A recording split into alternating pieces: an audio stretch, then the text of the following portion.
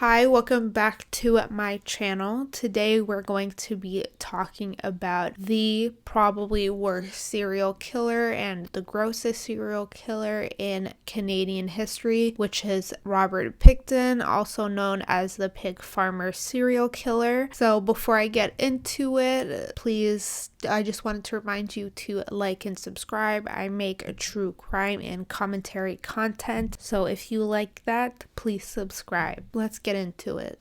Robert Pickton remains one of Canada's most notorious serial killers, although to this day it is still unknown how many people he truly killed. He has reported before that he murdered 49 women, but this can't be verified because all the remains haven't been found. He said that he began killing in the early 1980s and ended in the early 2000s when he was finally caught. His likeness and story was used in a Criminal Minds episode in season 4. The episode follows the FBI agents going to Canada to track a serial killer who targets sex workers and those who are struggling with homelessness and drug addiction. This fictional serial killer lives on a pig farm and feeds his victim to his pigs, which is more or less the essence of Robert Pickton's story. Many of Robert Pickton's victims were actually Indigenous, and you can't read any book on the missing and murdered Indigenous women and girls epidemic that we have in Canada without mention of Robert Pickton. Robert William Willie Pickton was born on October 26, 1949 in Port Coquitlam, British Columbia, to mother Helen Louise Pickton, who is more well known as being called Louise, and father Leonard. Robert had two siblings, a younger brother named David Francis Pickton and a sister named Linda Louise Wright. Robert was the middle child. Some information about Robert's childhood is sort of hard to verify, and it's very convoluted and sparse, but I did my best to determine what seemed valid. His parents owned and managed a pig farm, which they named LF Pickton Ranch Poultry and Pigs. So Pickton grew up on the farm, and him and his siblings worked every day on the farm to help their parents. It is claimed that Robert's father, Leonard, wasn't a huge presence in his children's life and didn't really help to raise the kids a lot. There are some allegations that Leonard was physically abusive to Robert, but this has been disputed by Robert's older sister, Linda, who says that she remembers her father very fondly. Either way, Leonard inherited the property that they used as a pig farm from his parents. The more significant parent in Robert's life seemed to be his mother, Louise, who was very involved in her children's daily lives. Louise was significantly younger than Leonard. I believe she was over a decade younger than Leonard, but she seemed to have a bigger and more commanding, strict personality. It is said that Louise had very poor hygiene, which is a characteristic that Robert picked up and carried on into his adulthood. Robert has a strong aversion to showers, which he attributes to his mother Louise, who he said only gave him and his siblings the occasional bath and never a shower. Robert Pickton struggled significantly in school right from the very beginning, and his grades were always below average. Before long, he was actually put into special education classes. It seemed that his parents, especially Louise, who was the bigger influence on him and his siblings, didn't really value education or instill that into their children. So especially Robert and his brother, didn't really seem to do well in school. He ended up dropping out of school halfway through high school and just started working. So a little disclaimer, there's a few bizarre stories about Robert Pickton's childhood that can't be 100% verified. Whenever you have a sort of notorious serial killer like Robert Pickton, they like to tell a lot of tall tales that you can't really verify or not, either to garner sympathy or or just they like the attention of people talking about them, so they create bizarre stories, but I'll still include them, but just know that they might be not 100% accurate. The first story or claim is that it's actually from people that knew Robert growing up and not Robert himself. They claimed that he got in trouble a lot with his peers, so when he got in trouble he would run away and hide in the pig carcasses, the larger pig carcasses on his family's farm and in their slaughterhouse. The second tale is a lot more concerning and gives more insight into who his mother Louise potentially was as a person and what might have influenced him to like murder and look at death so weirdly when he was older. So allegedly on October 26, 1967 at around 8 p.m., Robert's younger brother David was driving his father's truck, and he had just recently got his learner's permit, and he actually ended up hitting a 14-year-old kid from his neighborhood named Tim Barrett. When this happened, David fled the scene and went back home to get help from his mother. Him and his mother Louise went back to the scene of the crime, and instead of calling for help, Louise actually like pushed Tim's body. There beside the road there was this like swamp like river thing, so Louise actually sort of pushed his body to like get it off the road and push it into the swamp. His body was discovered the next day, and when an autopsy was done on his body, it was revealed that he had not actually died from the car accident. He had died from drowning in the swamp. So if David and Louise had gotten medical services or gotten help for him, he would have survived, or he might have survived. It's unclear what happened to David and Louise after that. I think David did receive legal consequences for the hit and run, but since he was a minor at the time, it's not public information, whereas Louise didn't seem to face any real repercussions, but everyone in the town sort of knew the true story of what happened and what Louise did. If this story is at all true, I think it gives a lot of insight into how Robert was raised and how his family viewed people as disposable and just death. So as I said before, Pickton dropped out of school sometime in the mid-1970s, and afterwards he worked as a meat cutter, not on his parents' farm but somewhere else, for around 7 years. Then he quit his job as a meat cutter and returned to work on the family farm. Both his parents died sometime in the 1970s, and after their death, Robert and his siblings inherited the property. Over the next few decades, the siblings sold most of the property to developers who were trying to urbanize the area, and in exchange they made millions and millions of dollars in profits. Robert and his brother kept a portion of the original property they had inherited from their parents to use as a pig farm and slaughterhouse, and the brothers also co-owned a salvage company together, which is just like the disposal of waste. I think they mostly dispose like animal waste and stuff. Despite the brothers receiving like millions of dollars in profits from the sale of their parents' property, they largely neglected the pig farm, even though they could afford to renovate it. So it's sort of known around town to be this like disgusting rundown pig farm. It was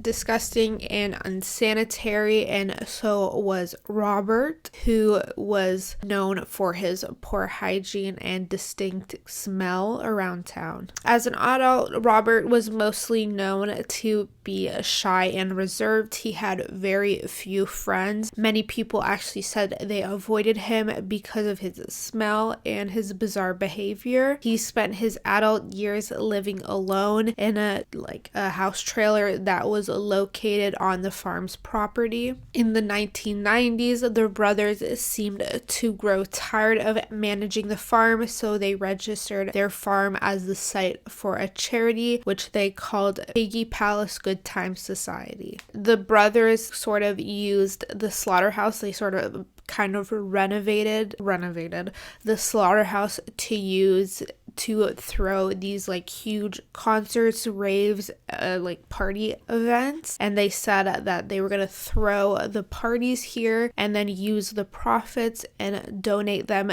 to various charities and stuff. But Piggy's Palace just sort of ended up being a site for this like huge, disgusting raves and parties that garnered usually upwards of 1,700 to 2,000 people at a single event. Piggy's Palace was known to be frequented by sex workers from Vancouver's downtown east side, which was around 20 kilometers away from the farm, and Hells Angels members. The city of Port Coquitlam, which was where the farm was located, actually shut down Piggy's Palace in 2000 after complaints from the other residents and after the brothers couldn't produce evidence that they were actually donating the money they got from the parties to charities. What Piggy's Palace actually did ended up garnering more concern and attention to Robert Pickton's strange behavior. So on March 22nd, 1997, Robert Pickton picked up a sex worker named Wendy from Vancouver's downtown east side and brought her back to the Pickton farm. At the time, Wendy was working as a sex worker and was struggling with a drug addiction. Once they arrived at the farm, the pair had sex, probably in exchange for money or drugs. When Wendy went to leave, Robert actually handcuffed her, but she managed to get away after being stabbed a few times by Robert by getting the knife from him and cutting his throat and arm. She ran out of the house and down the road while she was still handcuffed on one arm and carrying the knife. They both sought medical treatment for their wounds after the altercation, and Wendy reported the crime to local law enforcement. When he was actually recovering from his wounds in the hospital that he was at, an orderly discovered the keys to the handcuffs that were on Wendy's wrist in his pant pockets. The following day, Pickton was arrested and charged with attempted murder. The charges were dropped the following year in 1998 because prosecutors or law enforcement believed that Wendy wasn't a good enough witness because of her struggle with drug addiction. This is obviously extremely upsetting in hindsight, because if they had gone through with the charges and searched the farm or Robert's property, they would have found evidence of the other murders that were going on at the time. Robert Pickton picked most of his victims up from Vancouver's downtown east side. The downtown east side is a neighborhood in Vancouver which is unfortunately known for its very high rates of poverty. Since poverty is relatively common amongst individuals and families in the neighborhood, there are a lot of significant social issues that happen in the community, including higher rates of crimes, homelessness, substance use, and sex work. But on the contrary, the downtown east side is also known for its sense of community and huge community activism. In the neighborhood, many women and girls actually engage in sex work as a means of survival. The legality of sex work in Canada is very confusing and convoluted. It is sort of partially decriminalized, but not 100% legalized, which puts sex workers at a greater risk for being the victims of a violent crime, which you see exemplified in Robert Pickton's case. I don't really have the time in this video to go over why sex work should be decriminalized and stuff like that, but I'll link Jordan Teresa's video on OnlyFans and sex work below. I think it's a good watch and it's very informative if you're more interested in the topic. My point is, for the sake of this video, that because of the sort of half criminalization of sex work in Canada, sex workers are more likely to be the victims of violent crimes because they are forced to do their work in secret or shady ways. Robert Pickton first visited Vancouver's downtown east side when he was disposing of animal waste at a local disposal plant. He then started picking up women from the downtown east side and bringing them back to his farm in exchange for money or drugs. Beginning in the 1980s, people who lived in the downtown east side and families of members who lived there started noticing that a lot of women and girls were actually disappearing, and most of these women that were disappearing were sex workers. It was then noted that more than 60 women from Vancouver's downtown east side had gone missing from the 1980s to 2001. Since many of these women sort of struggled with homelessness, a lot of them weren't reported missing until months or years later. After tireless advocacy from the community, the RCMP, which is the Royal Canadian Mounted Police, which if you're not Canadian, it's just sort of the federal policing agency in Canada. So the RCMP established a task force to investigate the disappearances of the women from the downtown east side. So they started the task force in 1987, but made little to no progress in the missing persons cases. So they disbanded with little to no progress or leads in 1989, and nothing was done about these girls for a long time. Meanwhile, women and girls from the downtown east side were still going missing at scary rates. There have been many allegations against the RCMP and the Vancouver police about their treatment of the missing persons or the missing women from Vancouver's downtown east side. Many claim that because of the victims in these cases, who were mostly sex workers or women who struggled with drug addiction and homelessness, that the police were largely apathetic,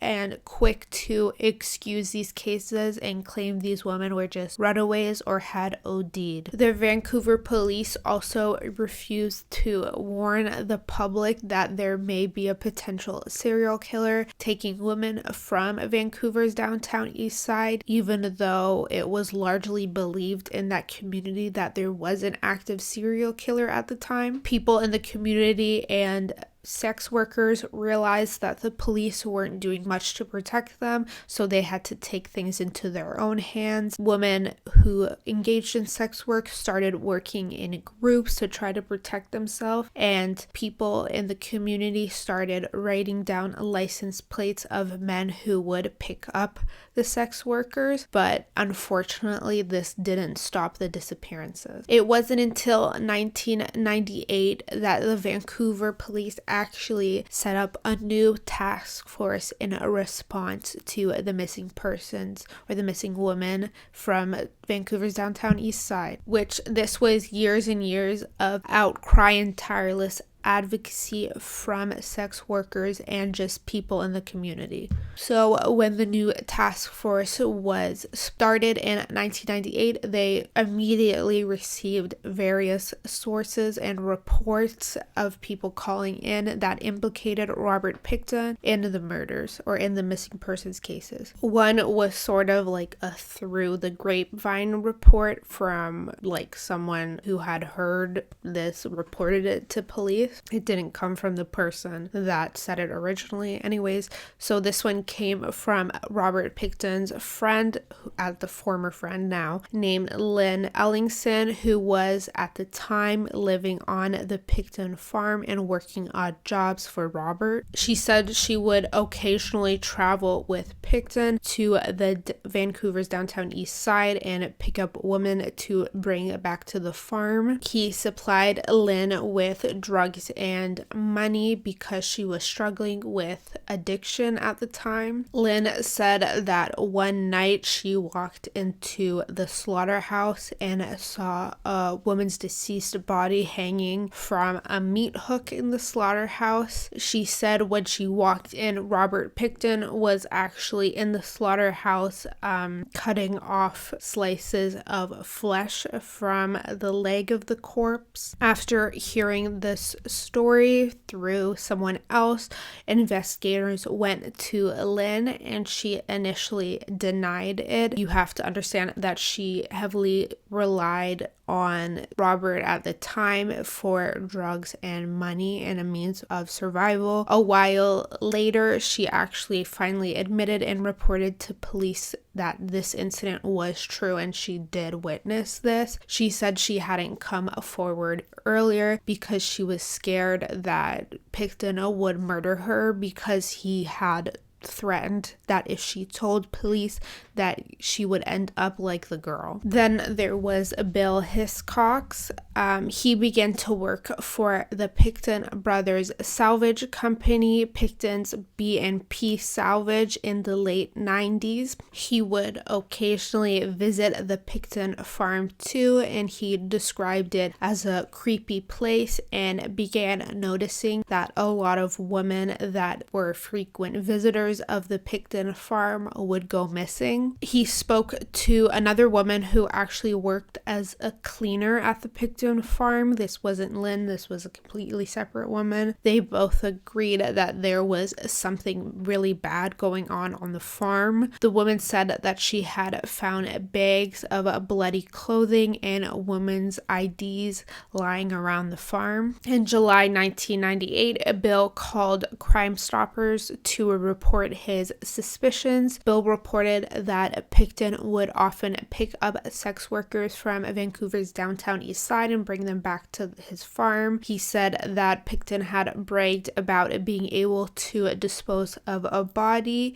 and Bill also said that he believed that Robert Pickton had killed Sarah. Sarah DeVries was missing at the time that he said this, so Sarah DeVries was last seen on April 14th, 1998. She was born on May 12th, 1969, which made her 28 at the time of her disappearance. She grew up in Vancouver with her family. She was bullied for her ethnicity a lot growing up. She was Black, Indigenous, and Mexican. Sarah's older sister Maggie recalls that Sarah loved to write poetry and draw. Her creative talent seemed to continue into adulthood.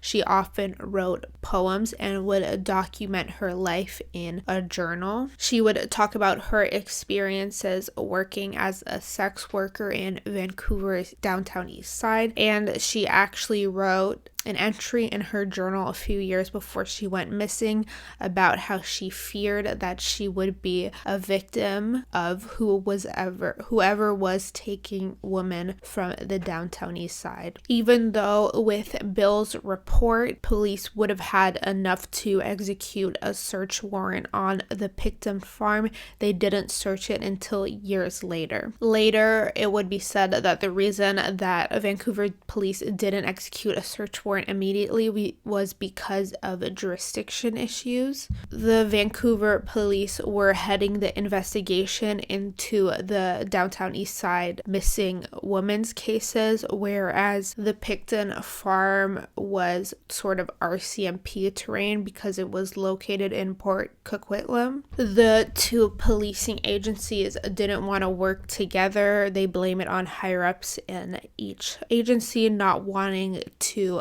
merge, so the farm wasn't searched as a result. Bill Hiscox later said that this completely destroyed him. He believed that if police had searched at the time that he had reported, the lives of 22 women would have been saved. So in January 2001, 3 years later, or almost 3 years later, the Vancouver police and the RCMP finally joined forces to investigate the missing woman cases. cases. They called their joint task force Project Even-Handed. In February, a truck driver named Scott Chubb, who formerly worked as a truck driver for Pickton's salvage company, reported that Pickton had illegal guns on his property. So in response to this tip, on February 5th, authorities executed a search warrant on Pickton's properties, including his trailer and his farm. In the search, they found multiple illegal guns and items that belonged to the missing woman, including an inhaler with one of the missing woman's names written on it. This discovery of these items launched a more extensive search of the Pickton farm, and in the meantime, he was arrested on weapon charges. Police found a lot of evidence in their second search, including handcuffs, women's clothing, shoes, jewelry, and the aforementioned asthma inhaler. They also found blood belonging to one of the missing women, Mona Wilson, which they found in Pickton's trailer home. So Mona Lee Wilson was born on January 13th, 1975. She was placed in foster care at an early age. When she was 8, she went to live on a farm, a family's farm in Surrey, British Columbia. She lived there for the next 5 or 6 years, helping out on the farm. Her foster brother at the farm, Greg Garley, remembers Mona as having true love in her heart, and he believed that she would make a great wife and mother to someone one day. Mona was removed from the Garley household when she was 14 and was sent to live in another foster home. When she was 16, she started living on her own in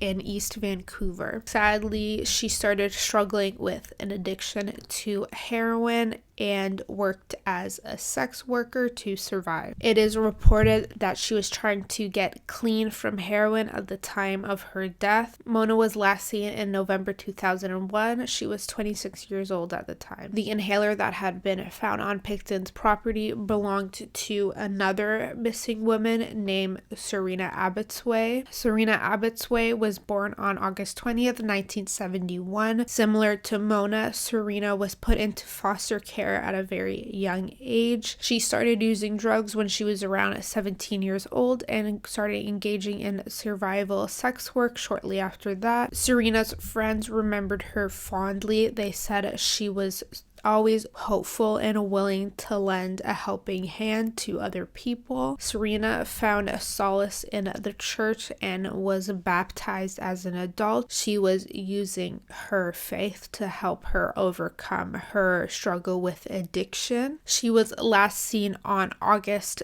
2001, just like a few weeks before her 30th birthday. On February 25th, 2002, Robert Pickton was charged with 2 counts of first-degree murder for the deaths of Mona Wilson and Serena Abbotsway. As the search continued on the farm, they began to charge Robert Pickton in the deaths of more and more missing women. On April 2nd, he received 3 more murder charges for the deaths of Jacqueline McDonald, Diane Rock, and Heather Bottomley. Jacqueline McDonald was born on June 6, 1976. She loved to read and was very interested in politics. She was last seen on January 1999 and was reported missing the following month. Diane Rosemary Rock was born on September 2nd, 1967 and was the mother of 5 children. She worked different jobs in her adulthood to try to support her children,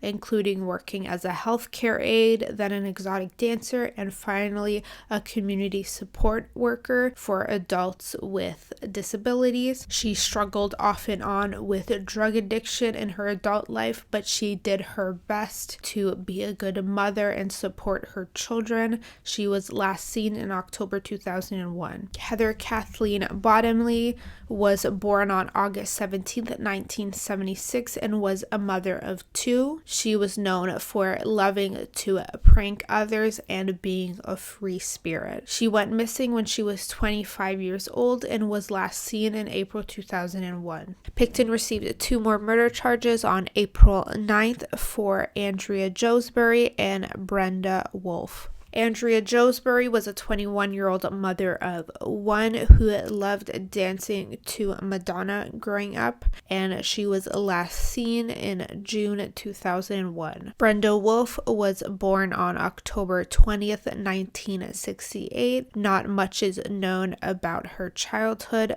but as an adult, she worked as a bouncer. Brenda was last seen in February of 1999. On September 20th, 2002, Pickton was charged with 4 more murders for the deaths of Georgina Papin, Patricia Johnson, Helen Hallmark, and Jennifer Furminger. Georgina Faith Papin was a 35-year-old mother of 7 who was last seen on March 1999. Patricia Johnson was a 25-year-old mother of 2 who was last seen on March 2001. Helen May Hallmark was a 31-year-old mother of 1 daughter. She was last seen on June 15th, 1997, and was reported missing on September 23rd, 1998. Jennifer Furminger was a 28-year-old mother of 1 son and was last seen in December 1999. Then on October 3rd, Robert Pickton was again charged with 4 more murders for the deaths of Heather Chinnock, Tanya Hollick, Sherry Irving, and Inga Hall. This meant that he was charged with 15 murders at the time. Heather Chinnock was a 30-year-old mother of 2 and was last seen in April 2001. Tanya Marlowe Hollick was a 20-year-old mother of 1. She was last seen on October 26, 1996, and was reported missing on November 3rd, 1996. Sherry Leigh Irving was 24 years old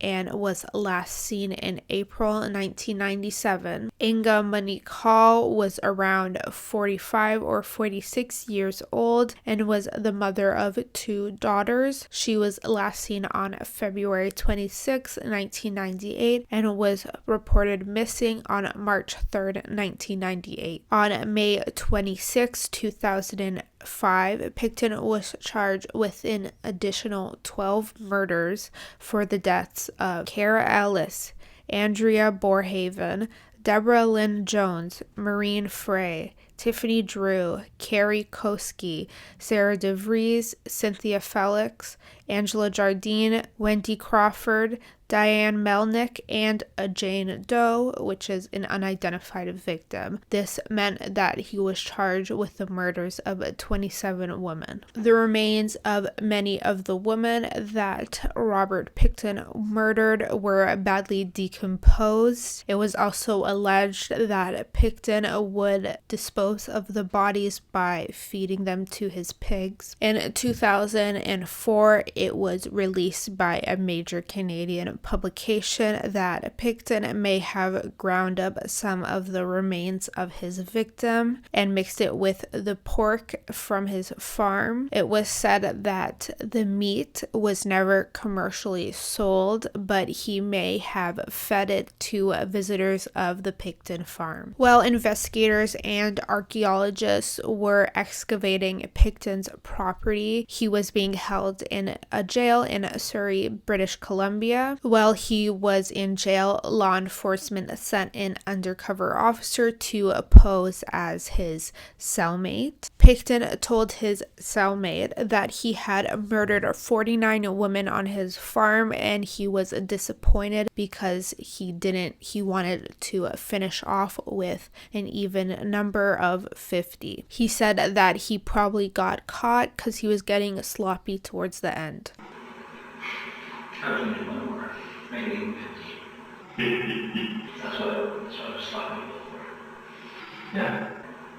I wanted one more, make it be a big battle. Big five, It took 3 years for Pickton's case to finally go to trial. Under Canadian law, for a speedy trial, which is in our Constitution, Pickton should have been tried in 2003, but his case actually was finally tried in 2006 because of all the evidence and forensics that investigators needed to do on evidence that they had seized from his property. On January 30th, 2006, he pled not guilty to the 27 counts of first-degree murder. Justice James Williams, who was presiding over Pickton's murder case, dismissed one of the murder charges for the Jane Doe for lack of evidence. I believe she has still not been identified to this day. On August 9th, Justice Williams decided to split the trial into 2 separate trials. So one trial would cover 6 counts of first-degree murder, and then the second trial would cover the remaining 20 counts of first-degree murder. Justice Williams said that he had split up the case because it would be hard to keep a jury together, because if they tried all 26 counts, it would take around 2 years. So Robert Pickton's first trial began on January 22nd, 2007 and covered the murders of Mona Wilson, Serena Abbotsway, Georgia Papin,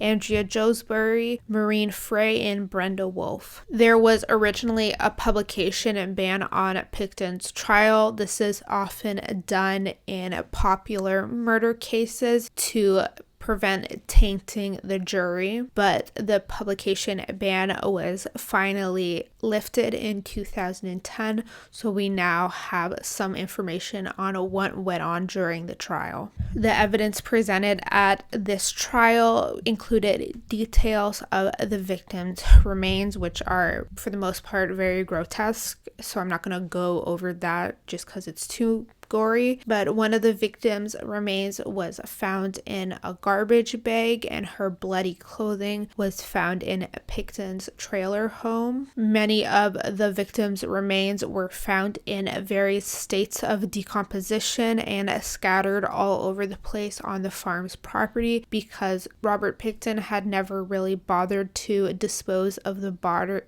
bodies properly. He didn't really seem to have any rhyme or reason for the process of his crimes. He just sort of murdered erratically. Police also found a revolver with a dildo attached to the front containing his and one of his victims' DNAs. Pickton claimed in interrogation that he used the dildo on the gun as a makeshift silencer. Other evidence seized from his trailer home included the dildo gun, ammunition, night vision goggles, 2 pairs of faux fur lined handcuffs, a syringe with 3 millimeters of blue liquid inside, and a Spanish fly aphrodisiac. It is sort of not specified how Pickton murdered his 49 victims. There seems to be a few different methods that he confessed to using, one being shooting his victims with the dildo revolver. The other method was detailed by Scott Chubb,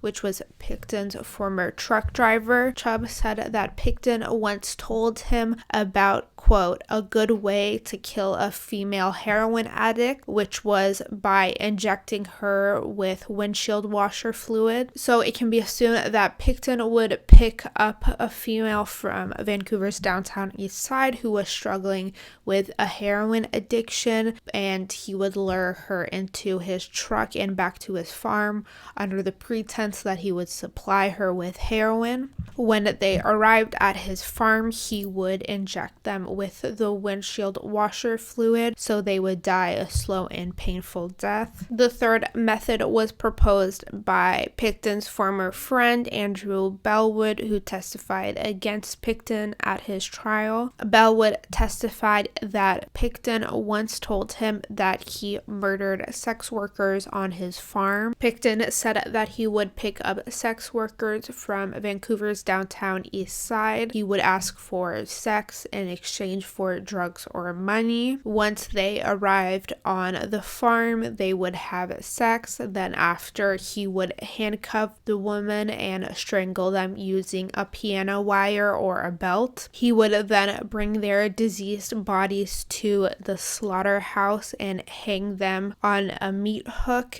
He would bleed them and gut them. When he was done, he would dispose of the bodies by feeding them to his pigs. On December 9th, 2007, Pickton was found guilty of 6 counts of second-degree murder, not first-degree murder for some reason. The jury decided that the evidence didn't qualify for first-degree murder, even though I think anyone with a brain would see that it does. Anyways, on December 11th, 2007, Justice Williams sentenced Pickton to life in prison with no possibility of parole for 25 years, which is the maximum sentence in Canada for second-degree murder. The prosecution decided not to continue with the remaining 20 counts of first-degree murder charges that Pickton was facing because he had already received the maximum penalty that he would get if he was found guilty of the additional 20 charges. He would serve the time concurrently, which means at the same time instead of consecutively, so it wouldn't add anything to his sentence. So that's why they decided not to go through with it. This brought mixed reactions from advocates and the families of the victims. Some were happy that they didn't have to go through the trauma of a trial, and others were upset because they believed their loved ones didn't get justice. Investigators are still sort of trying to identify potential victims of Robert Pickton to this day because they only initially found the remains of 27 women, even though Pickton said he killed 49. So after this trial, like after 2010, other potential victims of Pickton were identified by law enforcement, but he hasn't been officially charged in their deaths. These victims include Mary Ann Clark, who is also known as Nancy Greek, Yvonne Marie Bowen, Dawn Teresa Cray, and 2 Jane Does. In August 2006, a 27-year-old man from California named Thomas Ludamy reported that he had received 3 letters from Robert Pickton. Thomas said that he had written to Pickton under an alias of a young woman named Maya, who was sort of down on her luck. In the letters to Maya, Pickton just asserts his innocence and references the Bible a lot. The authenticity of the letters have never been confirmed by Pickton or law enforcement, but the Vancouver Sun, which is a Canadian media publication who was the one that broke the story, said that they had verified the authenticity of these letters. To be honest, in my opinion, this was like huge salacious news when it broke back in 2006, but it doesn't offer a lot of additional understanding into the murders or Robert Pickton for me because he's just sort of denying it and quoting the Bible. And then in 2016, Pickton allegedly wrote an autobiography from jail, which he titled Pickton in his own words. It was reported that he had used a previous inmate to smuggle out the manuscript from jail and was trying to profit off of the book by listing it on Amazon. They had listed Michael Childress as the author of the book in order to get it published and listed on Amazon. The book was eventually removed from Amazon after it was discovered that it was actually Pickton who wrote it and not Childress. Robert Pickton is currently still in jail and is now 71 years old. His younger brother, David Pickton, says that he maintains over all these years that he never knew about his brother's murders, which I highly doubt. David Pickton also has his own history of violence against women and a criminal history, so do with that what you will. There is also some allegations that Robert Pickton actually had people he used as partners in the murders, but those haven't been publicly released if this is true or not, or who they may have been. So that's all for the story of Robert Pickton, the Canadian pig farmer serial killer. I hope you enjoyed it as much as you can enjoy a gross story like this. Thank you for watching, and I'll see you next time.